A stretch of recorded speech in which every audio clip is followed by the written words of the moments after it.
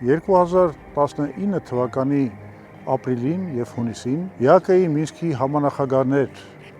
Ամերիկան, Ֆրանսիան եւ Ռուսաստանը Նիկոլ Փաշինյանին առաջարկեցին խաղաղության մի պլան։ Այդ պլանը երանելի մի փաստաթուղթ էր հայկական կողմի համար, քանի որ այն երաշխավորված խաղաղություն էր հաստատում, ընդ որում միջազգայինորեն երաշխավորված խաղաղություն, եւ հայկական կողմը պահպանում էր իր վերահսկողությունը ամբողջ Լեռնային Ղարաբաղի ինքնավար մարզի տարածքի, ինչպես նաեւ Քելբաջարի եւ Լաչինի շրջանների նկատմամբ։ Նիկոլ Փաշինյանը եւ Զորաբ Նացականյանը թաքցրեցին այդ փաստաթուղթը հանրությունից։ Իսկ առաջարկը հանձնելուց 2 ամիս հետո մեկնեց Ստեփանակերտ եւ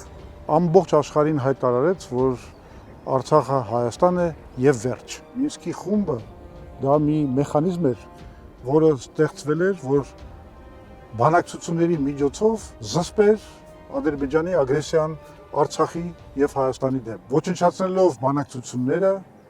Նիկոլ Փաշինյանը ոչնչացրեց առաջին հերթին հենց այդ մեխանիզմը։ Ադրբեջանը սկսեց իր աղետալի հարձակումը, Արցախը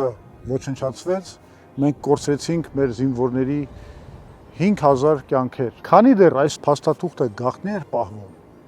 Նիկոլ Փաշինյանը պահանջում էր բանավեճ նախկին նախագահների հետ։ Բայց երբ որ այս փաստաթուղթը հրապարակվեց, այլևս Նիկոլ Փաշինյանը բանավեճ չի ցանկանում։ Բայց ինքը պետք է պատասխանի հայ ժողովրդի առաջ եւ պատմության առաջ։ Այս ամբողջ պատմությունը ցույց է տալիս, որ իդեմս Նիկոլ Փաշինյանի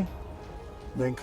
գործ ունենք մի այնպիսի հրեշավոր խաբեբայի հետ, որը հանուն միայն իրեն հայտնի նպատակների պատրաստ է մի ամբողջ ազգ ներքաշել կործանարար պատերազմի մեջ։ Մենք իրեն թույլ չենք տա նույն բանը անել Սյունիքի հետ։ Ընտրեք խելամիտ ուղին դեպի ինքնիշխան խաղաղությունը։